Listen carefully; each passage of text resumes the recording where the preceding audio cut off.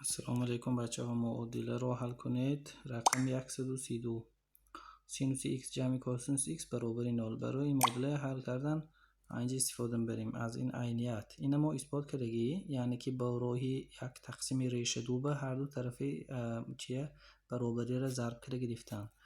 اگر این عینیت سینوس x پلوس کاسینوس x ریشه دو سینوس x پلوس p تقسیم 4 مینوسش مینوس به برابر میشه.